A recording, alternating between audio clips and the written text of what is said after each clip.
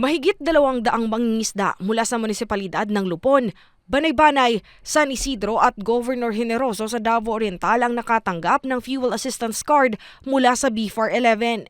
Isinagawa ito sa Know Your Client o KYC Caravan sa Municipal Gymnasium ng Lupon, Davao Oriental noong nakaraang linggo.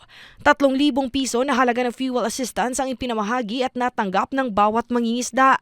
Layunin ng BFAR 11 na mabigyan ng suporta ang mga mangingisda sa rehiyon para mabawasan ang kanilang suliranin dulot ng pagtaas ng presyo ng krudo at matugunan ang kanilang pangunahing pangangailangan habang sinusuportahan ang kanilang kabuhayan.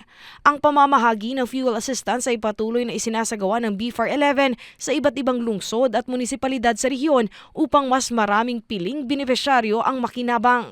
Nagpo-focus po tayo ngayon sa pagbibigay ng assistance, lalo ng fuel assistance.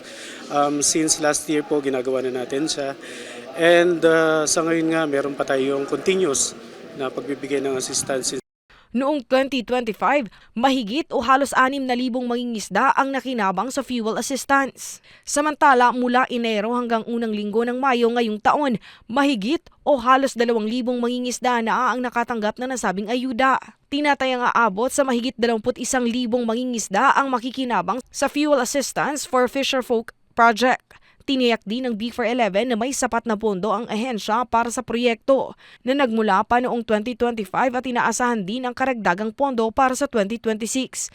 Ito ay para masiguro na hindi magkukulang ang pondo at patuloy na matulungan ang mga mangingisda sa rehiyon. Meron naman tayong enough na budget pa. In fact, may hinihintay pa tayo yung Presidential Assistance to Farmers and Fisherfolk kasi yun hindi pa siya nata-download. Hinihintay pa natin. Pero so far, meron pa naman tayong natirang pondo since last year. Yun ang ginagamit natin ngayon sa pagbibigay. Bukod sa fuel assistance, nagpapatuloy din ang iba't ibang aktibidad ng ahensya para mas mapalawak pa ang kaalaman at kasanayan ng mga mangingisda. Kabilang dito ang financial literacy, tilapia culture training, bangus deboning at iba pa.